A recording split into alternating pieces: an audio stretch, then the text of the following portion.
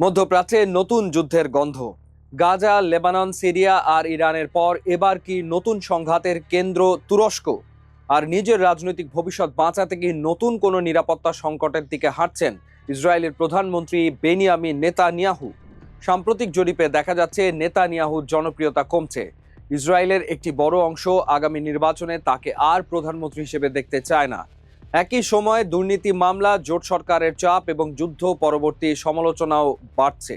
বিশ্লেষকদের একাংশ বলছেন, রাজনৈতিক সংকট বাড়লে নেতানিয়াহু আবারও নিরাপত্তা ইস্যুকে সামনে আনতে পারেন, কারণ তার পুরো রাজনৈতিক পরিচয় গড়ে উঠেছে ইসরায়েলের নিরাপত্তার রক্ষক হিসেবে। কিন্তু প্রশ্ন হলো, তুরস্ক কেন? এর উত্তর খুঁজতে হলে তাকাতে হবে সিরিয়ার দিকে। বাশার আল আসাদের পতনের পর সিরিয়ার উত্তরাঞ্চলে তুরস্কের প্রভাব বেড়েছে। অন্যদিকে দক্ষিণ সিরিয়ায় নিজেদের নিরাপত্তা বলয় তৈরি করেছে ইসরায়েল। ফলে একই ভূখণ্ডে দুই দেশের কৌশলগত স্বার্থে সংঘর্ষ তৈরি হয়েছে। দ্বিতীয় কারণ, পূর্ব ভূমধ্যসাগরের গ্যাস। ইসরায়েল, গ্রিস ও সাইপ্রাস মিলে নতুন জ্বালানি জোট গড়ছে।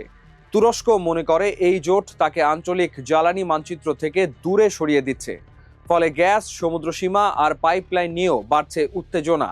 তৃতীয় কারণ, আঞ্চলিক নেতৃত্ব। এরদোয়ান নিজেকে মুসলিম বিশ্বের অন্যতম প্রভাবশালী নেতা হিসেবে প্রতিষ্ঠা করতে চান। অন্যদিকে ইসরায়েল চায় মধ্যপ্রাচ্যে নিজেদের নিরাপত্তা ও প্রভাব অটুট রাখতে। দুই দেশই নিজেদের আঞ্চলিক শক্তি হিসেবে দেখে, ফলে সংঘাতের ক্ষেত্রও বাড়ছে। ইসরায়েলের কিছু বিশ্লেষক ও সাবেক কর্মকর্তারা বলছেন, তুরস্ক এখন শুধু রাজনৈতিক সমালোচক নয়, তাদের অভিযোগ আঙ্কারা হামাসকে রাজনৈতিক সমর্থন দেয়। সিরিয়ায় তুরস্কের সামরিক উপস্থিতিও ইসরায়েলের উদ্বেগ বাড়াচ্ছে।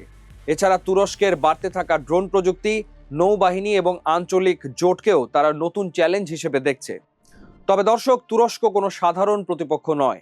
তুরস্ক ন্যাটোর দ্বিতীয় বৃহত্তম সেনাবাহিনীর দেশ। দেশটির রয়েছে শক্তিশালী ড্রোন শিল্প।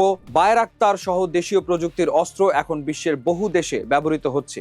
ব্ল্যাক সি থেকে ভূমধ্যসাগর পর্যন্ত বিস্তৃত কৌশলগত অবস্থান তুরস্ককে অনন্য সুবিধা দিয়েছে।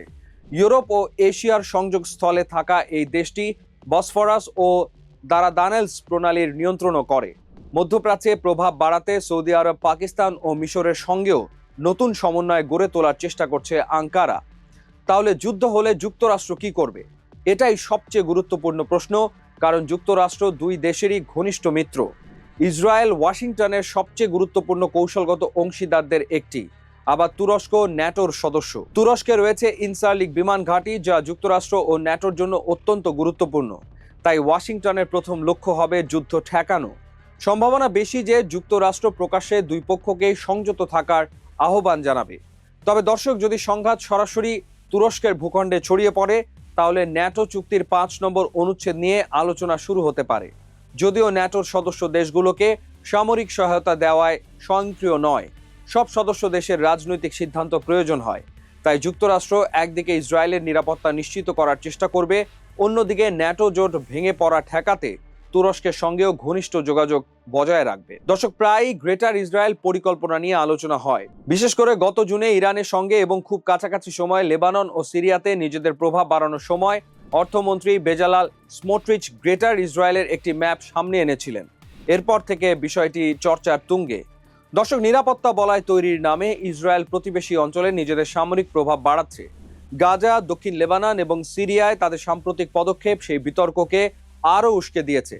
তুরস্ক ও ইসরায়েলের মধ্যে পূর্ণাঙ্গ যুদ্ধ এখনো অনিবার্য নয়, কিন্তু দুই দেশের মধ্যে অবিশ্বাস, আঞ্চলিক প্রতিযোগিতা এবং কঠোর রাজনৈতিক বক্তব্য মধ্যপ্রাচ্যকে নতুন অনিশ্চয়তার দিকে ঠেলে দিচ্ছে।